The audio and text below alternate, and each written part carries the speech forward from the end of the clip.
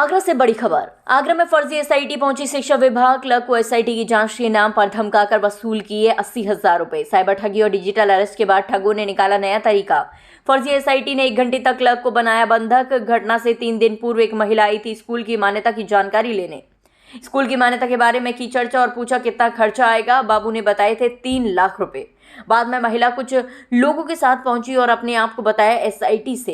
कहा आपने रिश्वत मांगी, उसकी जांच करने आए हैं। फिलहाल शिक्षा विभाग में ये मामला चर्चा का विषय बना हुआ है। एक महिला आती है यहाँ और मुझसे उल्टी सीधी बातें करके मुझसे मान्यता के संबंध में बातें करती हैं और वो यहाँ से चली जाती हैं।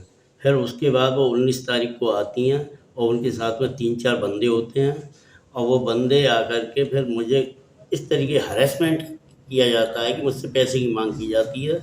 फिर मुझे जाकर के बैंक से जाकर के पैसे निकाल कर के दिए गए। वो क्या बताते हैं, अपने आप को क्या परिचय देते हैं अपना? वो अपने को कहते हैं, कभी एसआईटी कह रहे थे स्टार्टिंग में, फिर वो कह रहे हैं कि हम नोएडा न्यूज़ से आए हैं और पर उनके न्यूज़ वाले की कोई खबर की मैं जानकारी नहीं रखता हूँ वो किस न्यूज़ पे उससे थे। ऐसा कितने घंटे तक आपको कमरे में उन्होंने बिठाए रखा?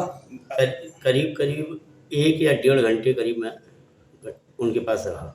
कैसी बातें करी? आपका दिमाग बिल्कुल मैं सुन्न हो गया। बिल्कुल इस सोचने समझने की क्षमता बिल्कुल ख़त्म हो चुकी थी।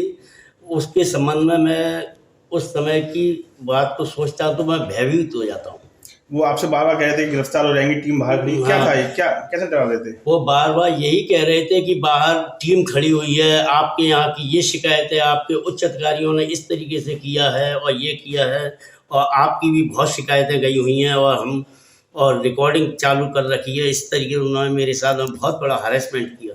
कितने रुपये ले गए आपसे? मेरे से 80,000 रुपये। मेरे पास पैसे नहीं थे तो मैंने उनसे कहा कि मेरे पास सर पैसे नहीं हैं। तो बोले कहीं से भी व्यवस्था कीजिए, पैसे निकालिए। फिर मैं बैंक तक गया तो उन्होंने अपना एक बंदा बैंक तक भेजा और SBI न्यू सागंज, और वहाँ से 80,000 रुपये मैंने चेक के द्वारा वहाँ से लिए और उनको प्राप्त कराए। आपके किसी अधिकारी के पास भी वो गए थे, डराया धमकाया? हाँ, डियाज साहब के पास वो गए थे और उनको भी थोड़ा सा बहुत मेंटली हरेसमेंट करना चाह रहे थे। और डियाज साहब को उस दिन एकलव्य स्टेडियम में उस दिन गेम का समापन होना था, इसलिए वो जल्दी में थे।